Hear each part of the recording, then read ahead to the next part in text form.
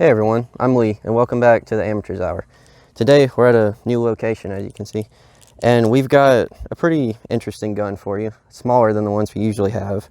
This is a Bond Arms Rough and Rowdy little Derringer pistol, over-under gun. Now this one's pretty interesting. It's more of a self-defense gun. Like, you're not going to be doing much target practice with this gun. It's just one to keep in your pocket when you go to the bad side of town. And this one's actually made in the USA. As you can see, it's from Granbury, Texas, which you don't see too often. And it says Rough and Rowdy, and it shoots a 45 Colt. It also shoots 410. We have a couple different options on the 410, but we'll get to that in a second. So it says this is a 2.5-inch barrel, but if you look down the barrel, there's only about 1/2 inch of rifling, so it's not going to do much good at all. But like I said, it's not really a target gun. It's more keep you from getting mugged in an alleyway, so you don't really need to shoot that far. And just to show you how it top breaks, the release is right there, like that, and then you just stick the shells in. Pretty simple. Now, one thing that I will say about this gun is it does not, well, it does have a safety, excuse me. It's got one right there. So it's ready to fire. Pops out like that, which is good if you have it in your pocket, because you don't want to be reaching for your keys and then blow your Mr. Important off. But we're going to do a little bit of target practice with it. We're going to shoot some 410 birdshot first, and it's pretty easy to load. Just do that right there, like that. And we're going to shoot at the orange paper down there. This is something a little different than our normal targets because we need to see the spread pattern on a 410. So if I can ever get my headphones on, we're going to see if this is a good setup. All right.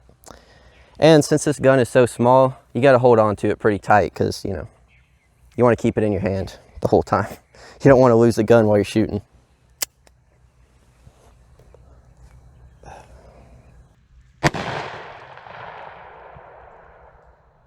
All right.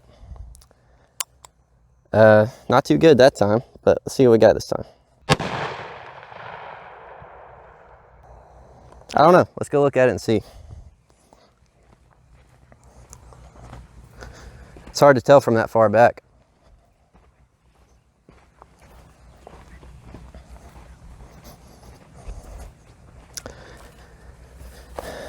Well, it kind of went all over the place. I don't see a real distinct spread pattern. So I don't know if that was more user error or the 1/2 inch of rifling. But anyway, we're going to set up and we're going to shoot a different type of 410 for you. All right, so as you could probably tell the last time, I shot a little high, and honestly I was way too far back. Because like I said, this gun is for if you ever get in a situation where someone's trying to mug you. And situations like that, your assailant's usually about 6 feet away from you. So where I was shooting was way too far back to show a clear picture of what the gun can do. So we're going to get about 6 feet away and try it again with the same birdshot. And one thing I failed to mention last time is once you break it open, there's a little ejector thing right there to help you pull the shells out. Because otherwise you might have some trouble. But anyway, I think we'll actually be able to see something this time. Last time was a little underwhelming. So anyway, let's see how this works this time.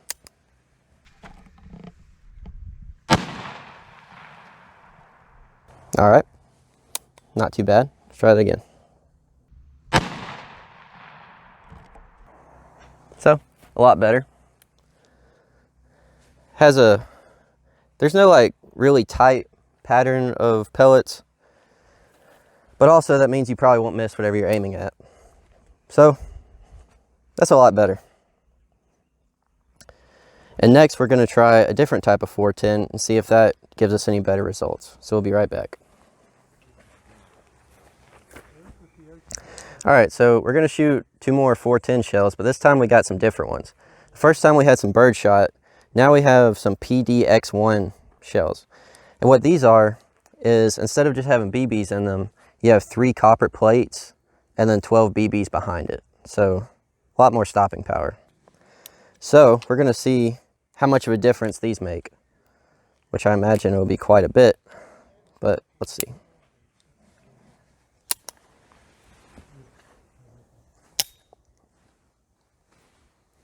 Oh, had the safety on, sorry. Let's try that again. All right, a lot bigger holes that time.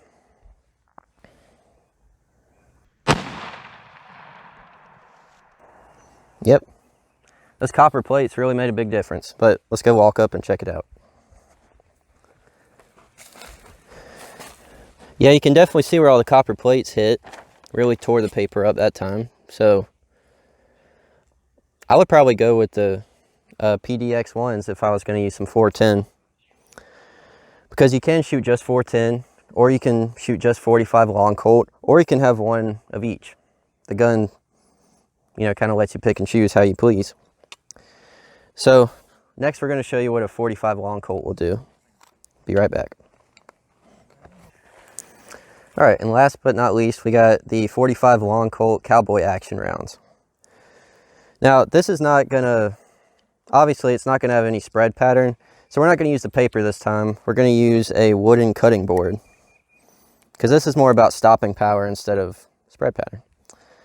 So we'll see if this thing can punch through there.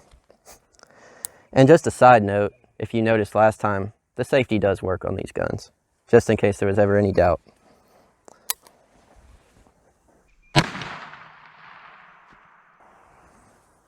Not bad.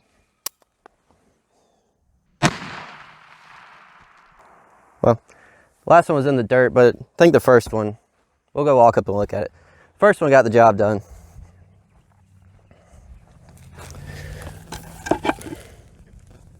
Let's see. Didn't punch through all the way, but sure left a big hole. Or left an indentation more than a hole, I guess. Not as much penetration as I was expecting, but I'm sure there's still plenty of stopping power because there's a lot of powder behind those shells. Well, let's see. We'll have one more thing to set up for you. I'll be right back. So there's not a whole lot we can show you with this gun because it's a pretty simple, self-explanatory gun. But one thing we haven't shown you yet is how you can fire a 410 and a 45 long Colt at the same time. So what we're going to do is we're going to shoot the 410 barrel first, which is the top one in this case. And then we'll shoot the 45.